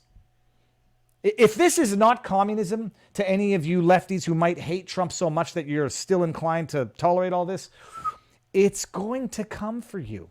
There's the old expression, and I won't use the one that could be potentially misconstrued. The hammer doesn't spare people. You're just the last ones to get it. And in some cases, the first ones, actually, if you've learned anything from history. Engoron said in court Thursday after the court issue was reinstated that he, quote, intends to enforce the gag orders rigorously and vigorously, along with his girlfriend and co-judge, Greenfield. Trump attorney, he responded that it was a tragic day for the rule of law, but he was aware of the appeals court ruling as quoted by 360. Yeah. It is indeed a sad day for the rule of law, as it has been one day after another for the last little while. Here we go. A petition having been filed with this court on November 15, seeking to annul and vacate pursuant to whatever the rules of, civil procedure. I don't know what CPL are. Civil practice law rules. I have no idea. Orders of the Supreme Court, yada, yada, yada, yada, yada, yada. Petitioners having moved to stay enforcement of the aforesaid gag order and supplemental limited gag order or pending hearing in the instant petition. Now, upon having read it, upon reading and filing the papers with respect to the motion and due deliberation. Yeah, don't expect us to elucidate our due deliberation. We did it. The motion is denied. Interim relief granted by the justice of the lower of this court is hereby vacated. I forget who the lower court judge was. So that's it. It is indeed a wildly dark day for justice. Well, it's a very sunny day for injustice. So, I mean, glass half full, depending on which side you're on here. Link to order in Rumble and link to order in locals. Link to order in locals. Now let's see what's going on here in locals. They want communism, so says Crash Bandit. Yep. Soros funding judges and DAs is really paying off, says Crash Bandit. Yep. Oh, that's amazing. Crooked courts and crooked judge crying to the crown after escaping because the town was hot and is... No, I'm not going to read that. The appeals court must run in the same circle as Engeron and staff, says Patty F. Welder. Oh, I don't know where it can go from here. So Barnes and I will most certainly talk about this Sunday evening during the Sunday night show of vivabarneslaw.locals.com. All right, what do we got now? We got a couple more stories before we end this. Okay, hold on. What were the last stories that we had here? And is there any more? No Rumble Wentz. Let's go to the chat in locals, in Rumble. We are all getting the hammer one way or the other. And K. Campbell 48 says, yep, Robert is very informative. Dude, he knows it. P. Moyer says, Viva, the engineer's perspective, the glass is neither half full nor half empty. It is twice as large as it needs to be. P. Moyer, thank you for the Rumble. I would have said it's neither half full nor half empty. I can't even think of a joke for that. Okay. Oh, what's the next story that we have here? Oh no, this was Klassfeld reporting on it. Klassfeld has been following the trial, following the trial, but you should go read some of the comments and replies to his tweets because it sounds like he comes from. It sounds like his crowd is not supportive of the Donald. Okay, so that was that article there. What was the other one that I have here? Let me share screen. Canada 18 Online Act. Okay, we covered this. No concession. Yeah, we covered that story. Going down. Ah, yes.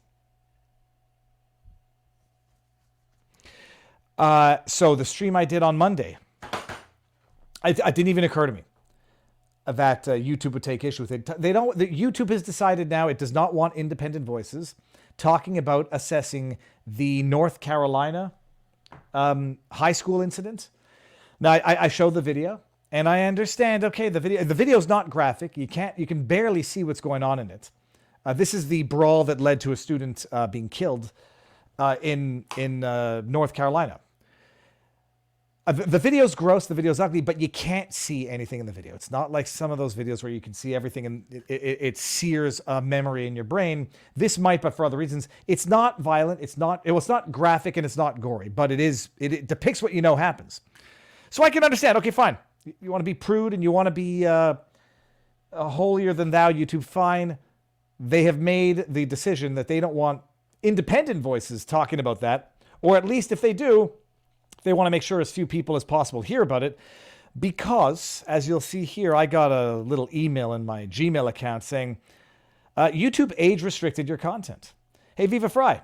Hey, how you doing? We've reviewed your content to determine that it may not be suitable for viewers under the age of 18 per our community guidelines. Ironic, since everybody in the video happens to be under 18 and whatever. As a result, we've age restricted the following content. Full stream.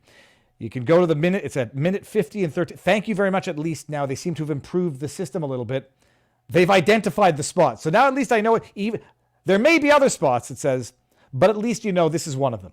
We haven't applied a strike to your channel. Content is still live for some users on YouTube. Keep reading for more details. What age restricted means, whatever. What age restricted means, it means that YouTube won't promote it. It means that your work will, if it gets ads, will get, I don't know, crappy ads or crappy ad revenue percentages. And it means that you will not, it will be suppressed. So your work, your hard work, will not be properly remunerated and will not get even fair, proportionate visibility. It will get suppression. What does that do to a content creator? It makes them say, well, why the hell would I want to do that if you're going to soft censor me? I'll go and talk about Johnny Depp, or although that was censored at one point. It's called soft censorship, and that's exactly what it is. It's a deterrent for independent voices to talk about it. Because the evidence that I have right now is that this does not apply equally across the board. I would have said, okay, you want to be a bunch of prudes and babies, go ahead and do it. This is the scene. 50 minutes into the stream, you can see it. Is this the one from? No, this is one from CBS. Sorry, hold on, I got ahead of myself. So you want to block it, you want to suppress it, fine. You're a bunch of prudes. This is the video. That's me in the corner, and it's at 50 minutes into the stream. Fine. Well, I just, for the sake of it, because I know it's going to be the case, I just went around there and said, oh, who else is showing the exact same video? Oh, would you look at that? CBS 17. Showing the exact same video. Oh, look at this, right under there. By the way, it didn't ask me how old I was. It didn't age restrict it. It didn't make me jump through loopholes or sign into my account. Just show the video. Not only did it show it without any restrictions, so visible, promoted to everybody, they monetized this one. Stores near you, sponsored. What was the ad that we saw here? The ad was... what was the ad? It was a good ad. Look at this. Deadly stabbing stemmed from Southeast Raleigh High School fight. This is when CBS does it. I don't know what the hell this is, this stupid ad. They get ads. They don't get age restricted. CBS, good. Viva Fry, bad. That's how it works. That's how the soft censorship works. By design, as a deterrent, so they can control the narrative. For some, whatever the reason, they don't like the narrative that is depicted as reality in that video. So control who can talk about it and when. And ladies and gentlemen, hold on just 1 second. What is this? Was there anything here? Something went wrong. Retry. Oh yeah, this was the evidence of Nandoodle. Okay, that's fine. That was a tweet from yesterday. Ladies and gentlemen, germs and Germans, we're done. What we're going to do now, by the way, I'll go to the chat and we'll take some chat and just see what's going on here. Cowards only attack in groups. They never come at you alone. They wouldn't dare. It's a good excuse for everybody to learn some good martial arts, learn how to give a short elbow. Learn how to defend yourself. When that bus was getting attacked, the bus of UFC fighters in New York City in Times Square, something tells me that the 2 or 3 or half dozen UFC fighters on that bus could have taken everybody in the crowd at the same time. Learn how to defend yourself. Let's continue to rumble, says Dean Tate. I never Google unless looking for a locate, says Chrissy Kingdom. Okay. That's it. Let's see here. YouTube has made its choice. Time to vacate and all jump to Rumble. YouTube still has a function. It still has a definitive function. It's a revenue supplement, or it's the source of revenue, but it can be used as such. Who said this? If it wasn't someone who said this before me, I'll say it now. It's the most amazing piece of advice you can get. It is true that some relationships are exploitive. Someone's going to say, well, YouTube is exploiting its content creators by allowing them to build up brand views, et cetera, run ads, and then, unilaterally, arbitrarily penalizing them. True. Some people say capitalism is itself a matter of exploitation. Your boss makes money off of you and in so doing exploits you. I don't know who gave me this advice. I think someone did, because I don't think I would have thought of it on my own. There is a mutual form of exploitation, even in a circumstance where one party could say, I'm the exploited. Your boss is exploiting you by making money off your back. Exploit your boss by learning, acquiring knowledge, skill sets, and a knowledge base that will allow you to one day say to your boss, thank you for the experience. I can now make the money for myself. YouTube says, we're going to exploit you, run ads on your stuff, and arbitrarily penalize you and treat you like dirt. Okay, I'm going to exploit YouTube to A, make money, to continue doing what I'm doing while building my other platform growth, my other platform existence. Rumble, vivabarneslaw.locals.com, and selling merch. Holy crab apples, have I not done this in a while? Get your merch, people, vivafry.com. You want the best presidents? You want the best mugshots ever? Know the fro? Oh, look how young and innocent we were back then, back in Canada. Populism fixes... Where the heck are my mugs? Here. Oi! Populism fixes everything. Wanted for president. People, it's damn good. VivaFry.com. Get yours today. Christmas is coming. So that's it. Relationships can be mutually symbiotically exploitive. And I had a labor law professor, get this out of here, labor law professor, Régent Breton at Université Laval, when talking about, in response to the arguments, well, nobody can make a living wage working at Walmart. The counter is nobody is supposed to be making a living wage doing certain jobs. They're intended to train and allow you to ascend to the next platform of life, which is either a job that is a life, what's the word I just said? Income, a sustainable life job, or become your own boss. So that's it. Exploitation is only unilateral and one way in the eyes of a victim. You can exploit even when you're being exploited and get out of that exploitive relationship as soon as possible. Okay, with that word of wisdom, let's go on over to vivabarneslaw.locals.com, where in a moment we'll be having our locals conversation with our locals convo supporter of the day. I will let the person introduce themselves because I'm so bloody neurotic. I know that we're going to say the person's name, but just in case they don't want me to, come on over to vivabarneslaw.locals.com. I'll get the tips. We'll have some chat, and then our guest, our local supporter, is going to come in for the discussion. Everybody, if you're not coming over, thank you for being here. It's been great. I hope you have learned something today. What day is it today? Thursday. Friday, I'll be going live, and then next week, I'm on the road to Alabama for the 4th RNC debate. Going to make a road trip out of it, going to make a vlog out of it, and I'm going to be streaming en route as well. I just need to get my car back. Apparently, it needed a new... What was the word for what it needed? Hold on one second. The fuse box in the car. What's the word for that? Hold on. I Googled it to make sure that a relay box. Chat, before I go, how much is a relay box, a new relay box for an older Jeep? How much is a new relay box supposed to cost? At this point, it doesn't matter. I've got no choice. I've got a car that doesn't start. How much is a relay box supposed to cost? Let me see here. So anyways, all that to say, next week we'll be on the road, but we'll still be streaming. Sunday night show is going to happen. And that's it. I'm looking here. Taco Time says Jasper Goo. Too much is the right answer, says Dog Digger. Thanks kindly, Viva. Cheers, fine people. May you all enjoy the rest of your day, says Chrissy Kingdom. The whole box? Yikes. Yep. No clue, but guarantee they'll overcharge. Okay, I don't like the two numbers that I just saw, so now I'm going to stop looking at it. All right, everybody, get your butts on over to vivabarneslaw.locals.com. If you're not, I'll see you tomorrow. Thank you for being here. It's been fun, enlightening, and undoubtedly there will be news to keep us busy between now and tomorrow for tomorrow. Peace out, peeps. Locals. Okay, now we're on locals. vivabarneslaw.locals.com. I know our guest has the link. Let me stand up and stretch my legs. Oh.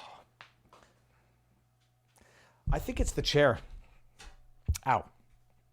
If I sit on the edge of the chair, is that going to make any difference? I think it's this piece of crap of a chair that's putting too much pressure on the back of my legs.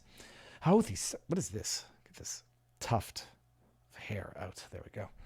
I washed and brushed my hair this morning, so it's not yet in the tight curls. And I don't know how much hair I'm supposed to lose every time I brush it, but I feel like I'm losing too much and I'm getting nervous. All right, what do we got here? We got one $10 tip from Steve __C. Says, we've both seen plenty of Kyle's interviews. You've interviewed him yourself. These answers are prepared. I love the kid, but he's not this fast on his feet. I'll just say, maybe he's not, but dude, also, that's what practice is for. Like that's how skill is developed, and that's how technique is developed, is repetition, so that it goes from being unconscious incompetence to unconscious competence. Unconscious incompetence goes to conscious incompetence, goes to conscious competence. Then, when you're at the next level of the mastery, it goes to unconscious competence. You don't know what you don't know. You know what you don't know. You know what you know. And then you don't know what you know. Booyah. So yeah, no, for sure. He's definitely had practice. But now he's well rehearsed. He's good on his feet because, he was. Paracleric, $1 says, we spoke a few months ago of bringing music productions to Rumble. You suggested DMing Chris P. I have some questions before talking to Chris, however. No legal advice. No medical advice. Is there any way to chat without doxing either of us? Email or pigeon? Or carrier pigeon. Paracleric, I'll email you so that you'll have my email address. And although, dude, I have your email address, so I hope you don't find that doxing. I'm not going to give it to anybody. I'll email you so that you can email me and say what it is that you want to talk about. Okay, with that said, put on that shirt. I'd buy it. Put that on a shirt. Hold on. Oh, Sammy, put that on a shirt. You know what? That's a good idea. What I just said, what was it? It was unconscious incompetence. Ooh, you know what? You're right. And then is that going to be, no, okay. Conscious incompetence. Then it goes to conscious competence to unconscious competence. There we go. I think that's it. Okay, so at least I got it in order. I can come back to the chat here. Let's see what's going on in the chat. All good, thanks. Ginger Ninja says, Kyle's pretty fast on his feet, to be honest, before he ever took the stand, which he shouldn't have done. Dude, I'm not sure that he would he have been acquitted if he hadn't taken the stand? We'll never know. He learned to be able to pick apart the schemes behind the questions. He's definitely getting trained to see where they're going, to know how to answer, and practice makes perfect. Let's see what we got up here. Viva, my wife was a school bus driver. Seat definitely affects sciatic pain. Now I'm understanding maybe why they got those beady things for Uber taxi drivers. Let me make sure that our guest is coming. Okay, good. I'll just say ready when you are. Ready when you are. And I'm going to stretch my legs one more time while we do that. Oh, yeah. Come back like this. See, I could do a standing up show. Yeah, it's like, oh, it's right there. It hurts bad. Okay. Well, we got the chat coming up back here. Knee on seat, lowly compress forward, pain goes away. That's from Paracleric. Nobody knows Kyle's story better than Kyle. Says Daryl Escola. Yeah, no, but my goodness, is Pierce just self-righteous. I learned to debate and sucked horribly at it starting out. Well, that's how it works. Lord Farquhar. So, what else is going on with everybody here while we wait for the guest? I hope they're coming. Don't want to get stood up. Let's go back up here. The copper band wears out. Okay, oh, no, that's it. How is the lumbar support on that chair? Passion Warrior asks. I don't think there is any. Relays can be jimmied to get you by, but if you are not a mechanic, I do not advise it. Says biscuits and smut. Dude, I don't touch anything electrical. One of my fears is getting electrocuted. That's part of my broader fear of death in general.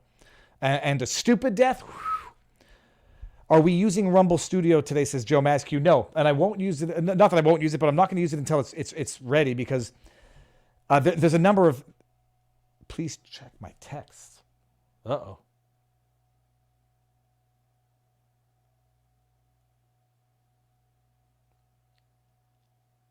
Well, we might not be doing it. Okay. No worries. Period. We'll just go live exclusively on locals later. Period. I'll end the show. I might be watching now. Okay, so hold on. So there was a time zone issue, confusion. The guest is coming later. So what I'll do is I'll just set up a locals stream later. It'll only be on locals, and that'll be the solution to that non-problem. Let's just go back to the chat now and see what's going on in the chat. I think I'm getting hosed on the car stuff, but it's like you have no choice, especially when the car just doesn't start. What the hell am I going to do? Like, you're overcharging me on that relay. I'm going to call a tow truck, have them come and tow my car somewhere else. And yeah, all that I hope is that it just gets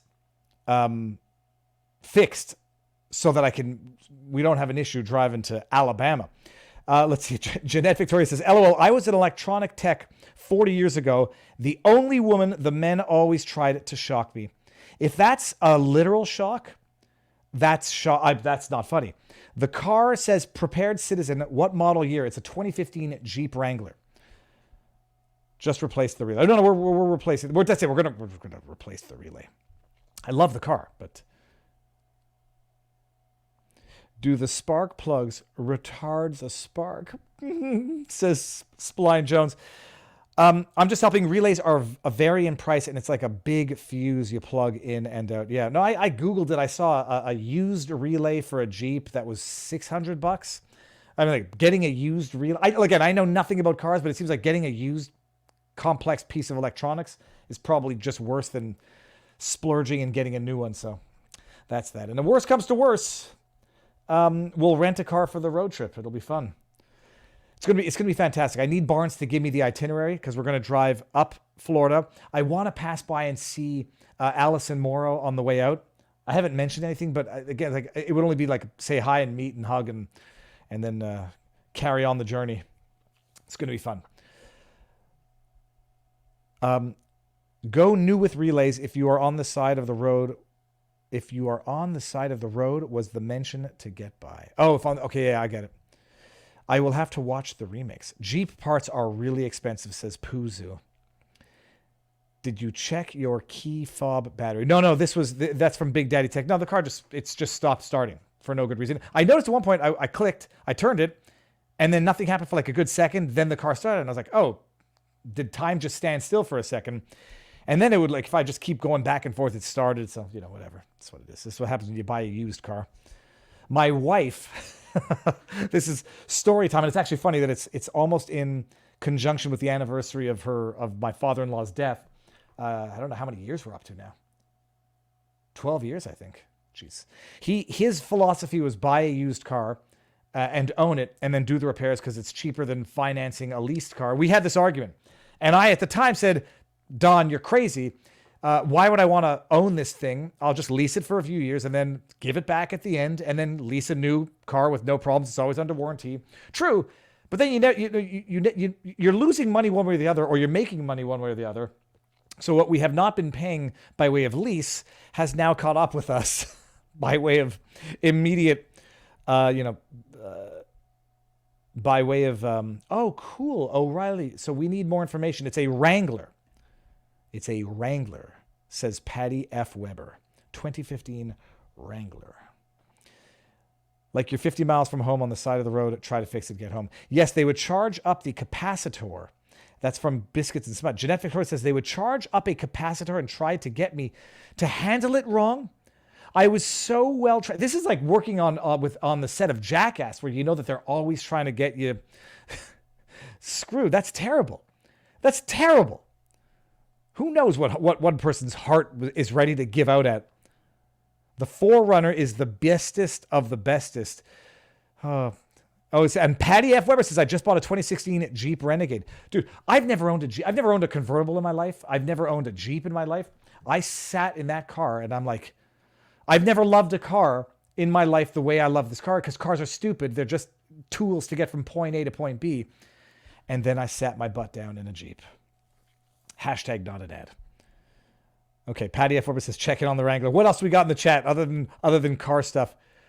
Ginger, look at this. You said you had stretch your legs, and I couldn't help but think about that surgery. Look at this.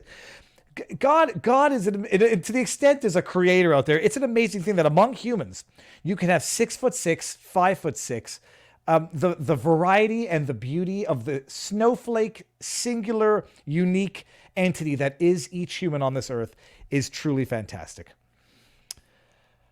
Okay, so FYI, this is Jeanette Victoria. I have an old 2007 PT Cruiser that is in the shop. It won't start as well. It starts, kicks. Okay, we got Karen J. Phillips. Karen in Deadspin. Oh, that's funny. Karen with a wig. That's funny. That came from Love and Two Limes. How do I put my name on the list of interviewees, says the Kulak King. When we do the poll, any support, you have to be a supporter. So there's that perk. And then I just randomly select a number in concurrence with the number of individual comments from supporters and then select one. That's how it works. That is to avoid favoritism. Welcome to Jeep ownership. Gotta love it, says Giocondo. Okay, so what do we got here? Hold on. What do I do? That's Mr. Mike. Viva Fry 6 and 4.5. Don't fall. I'm a meter 65 on my license, Ginger. What do I do? What I do with Jeeps and pull the junk Jeep motor out and stick in a Dodge Demon motor straight in the gates. Now they want a more specific edition. What is the edition? I don't know. I'd say sports. Go sports, man. I don't know. Just pick one. It's a. I don't know, Patty. I think it's a sport. Rewire. What do I do? Okay, fine. Okay, so once we get an answer to that question, then we're going to call it for the day, and then I'm going to get ready for the stream, which I guess we're going to do it in an hour and a half, if it's 1 p.m. or 2 p.m. I'll get clear on the time, and we're going to go with it. Now, why do I have a... Okay, it seems that some people don't like Piers Morgan on Twitter.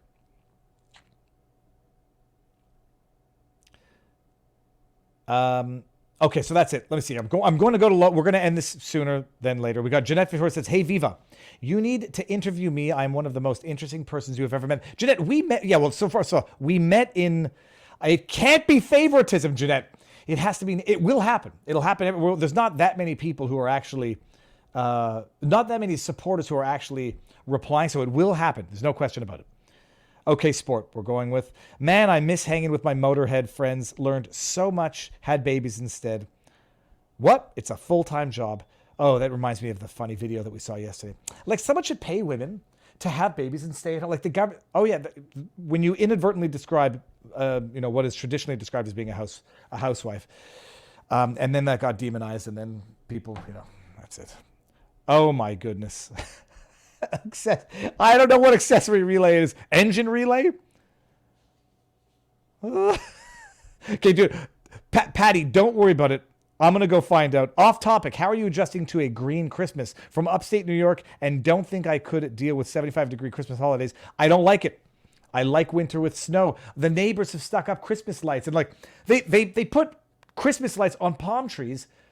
Even my mother-in-law, who's here all week, says it looks like penises. Like, you're driving down the street, the palm trees, they're lined up the shaft, the trunks with Christmas lights.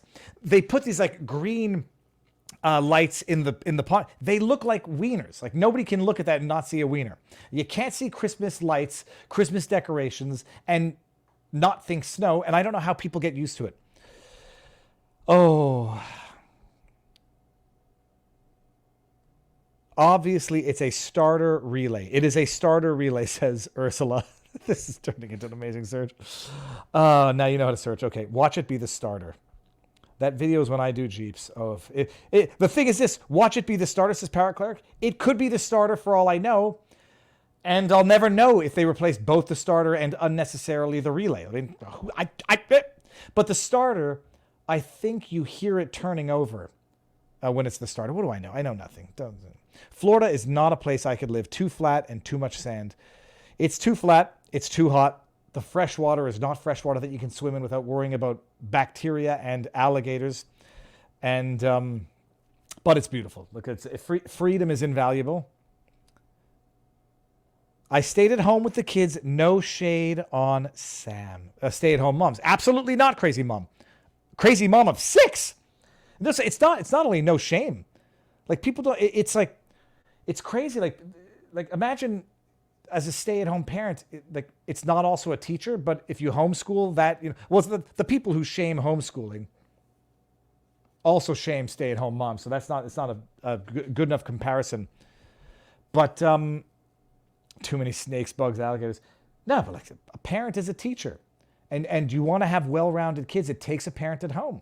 Kid comes home and there's no parents home, they're going to get into trouble. Heck, even when they come home and there are parents home, they might get into trouble. Talking about me.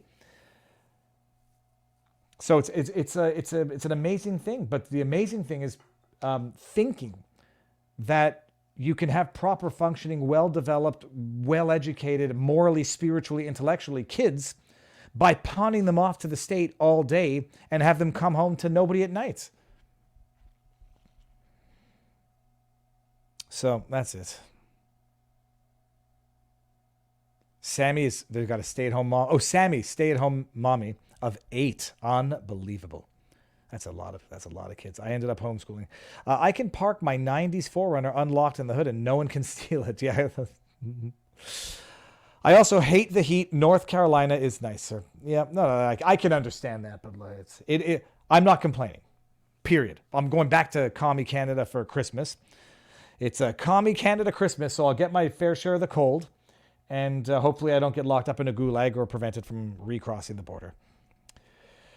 All right, that is it. Now I'm gonna go check the. With a bad starter, you would hear clicking from the relay, but no turning over. This is a symptom of not enough juice. Okay, a bad relay, you will not even hear clicking. Good. I did not hear clicking. It was. Okay, that's definitely not the piece.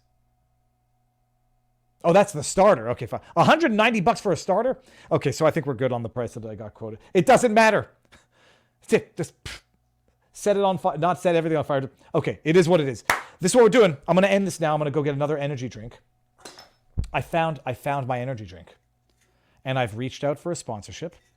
True North. This is not a sponsorship. It's carbonated water with caffeine and some carbonated water, natural flavor, organic Panax ginseng extract, organic caffeine from green coffee beans, organic green tea extract, citric acid, which I know is vitamin C, ascorbic acid, which is also vitamin C, zinc, gluconate, niacinamide, vitamin B3, and other stuff. No sugar, no sucralose, and 125 milligrams of caffeine. I'm going to go have another one. All right, I'm going to end this, and then we're going to set up the locals. We're going to have that sooner than later, so stay tuned, everybody. Go. Enjoy the day. Viva, do you have AAA? They'll drop by for a free initial diagnosis. I don't, and I should. What did Viva do in Commie Canada that makes him wonder if he'll get arrested? I donated to the trucker convoy. What else? I criticized the government. I had a little too much to think. Oh, and there was one more tip in there, I think, was there? Hey, Viva, you need to interview me. Okay, so Jeanette Victoria, fingers crossed on the next one. Stay tuned for it's going to happen this afternoon, so I'm going to go set it up. Thank you all for being here. I will see you in an hour or two. Peace.